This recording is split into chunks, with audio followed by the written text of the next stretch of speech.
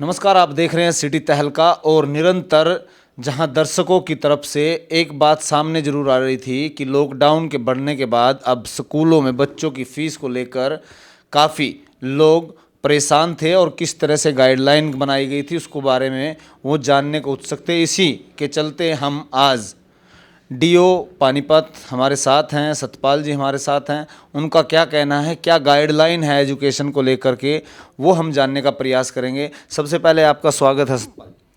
Sir, जो आपने हमारे से क्वेश्चन किया है उसके बारे में हम सभी प्राइवेट स्कूलों को अपने जो गाइडलाइन थी विभाग की वो सभी के पास व्हाट्सएप भी की, हमें लेटर भी डाल दिए हैं, ईमेल वगैरह भी कर दी गई हैं।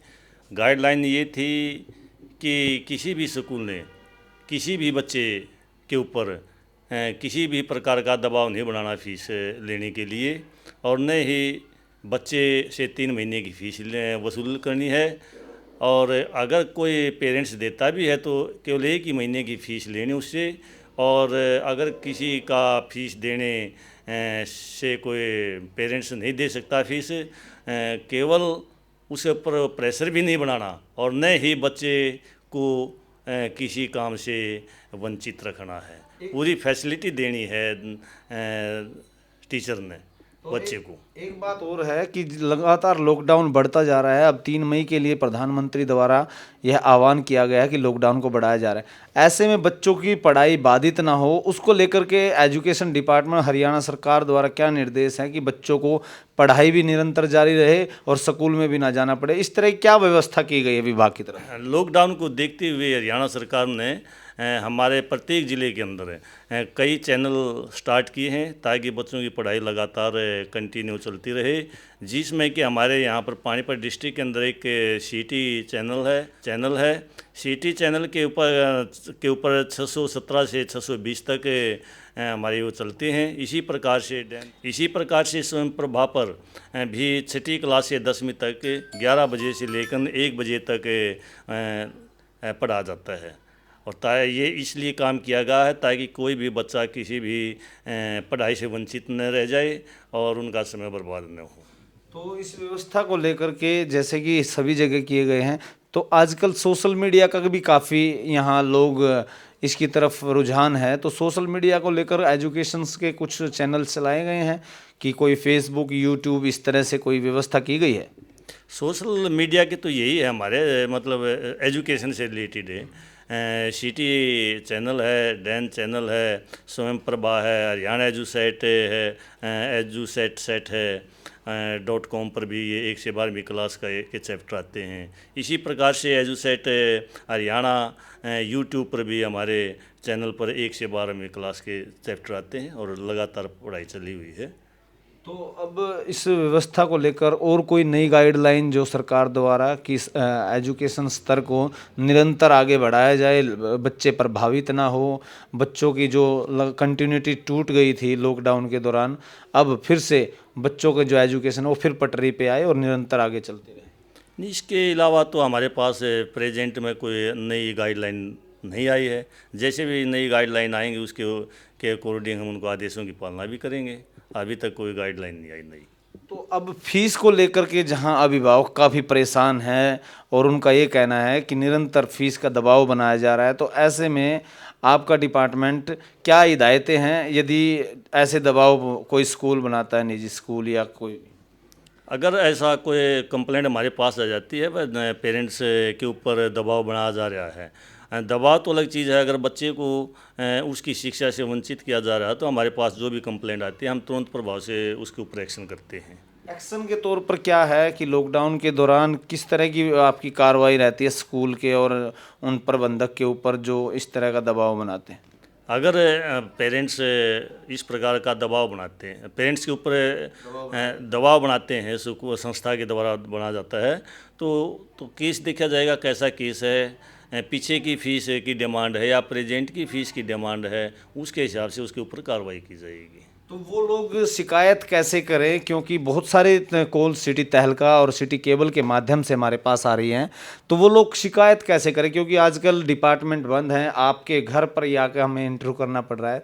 तो इस व्यवस्था को लेकर के वो लोग आपको ऑनलाइन या किस जरिए कर सकते हैं इस तरह की शिकायत? घर पे तो इसलिए आए हो आप, आज वैसे भी ऑफिस बंद था हमारा, एजुकेशन सैटरडे को ऑफ होता है, पर ऐसा है शिकायत करते हैं कई बार पेरेंट्स सीएम विंडो पे भी कर देते हैं, पोर्टल पे भी कर देते हैं, सी टीम के पास भी कर देते हैं, डीसी के पास भी कर देते हैं, वहाँ से हमारे पास फॉरवर्ड हो आती है।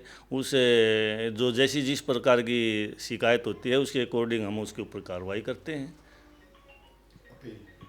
अपील क्या करना चाहेंगे अभिभावकों को, स्कूल प्रबंधकों को, ताकि एक मैसेज जाए लॉकडाउन के दौरान सभी के साथ व्यवस्था, आज जहां स्कूल खाली हैं तो वहीं लोगों का रोजगार भी छिन चुका है, तो उन बच्चों को लेकर क्या अपील रहेगी एजुकेशन की तरफ? अपील तो एजुकेशन की तरफ से ये अपील रही है कि किसी भी बच्चे के ऊपर संस्था के द्वारा प्रेशर नहीं किया जाए, ताकि बच्चे का भविष्य अंधकार में न जाए और बच्चे की पढ़ाई कंटिन्यू रहे। अगर कोई प्रेशर बनाता है तो तुरंत हमारे को बताएं, चाहे हम खुद ही जाकर वहाँ पर उससे बातचीत करें, समझाएं। अगर नहीं समझाए तो उसके प्रति भी आगे कार्रवाई करने की कोशिश करेंगे हम, जो जैसी भी कार्रवाई बनेगी वो वैसी कार्रवाई करेंगे उसके। तो ये थे हमारे साथ डीओ सतपाल सिंह जी। उन्होंने कहा कि किसी प्रकार की उनके पास शिकायत आती है तो एजुकेशन डिपार्टमेंट निरंतर इस प्रयास में है कि उस पर कार्रवाई की जाएगी, अमल में लाई जाएगी, और ऐसे में उन अभिभावकों को डरने की ज़रूरत नहीं है जिन पर यह प्रेशर बनाया जा रहा है। इस तरह की यदि आपके पास कोई भी प्रेशर बनाता है तो आप तुरंत उसकी शिकायत या 100 नंबर पे दे सकते हैं या किसी भी डीसी ऑफिस या एजुकेशन डिपार्टमेंट में दे सकते हैं, उस पर तुरंत संज्ञान लिया जाएगा। ऐसी गाइडलाइन यहाँ पर बताई गई और फीस को लेकर ये कहा गया कि किसी प्रकार से किसी का भी नाम यहीं नहीं काटा जाएगा। इस व्यवस्था को लेकर निरंतर हमारे पास जो सवालात लोगों के आ रहे थे, आज उनको क्लैरिफाई करने के लिए आज हम पहुंचे थे। इसी तरह से तमाम खबरें सिटी तहलका के माध्यम से हम आपको दिखाएंगे। अब एक पॉइंट और यहाँ पर कहना चाहते हैं सतपाल जी, वो भी जानने का प्रयास करते हैं सर।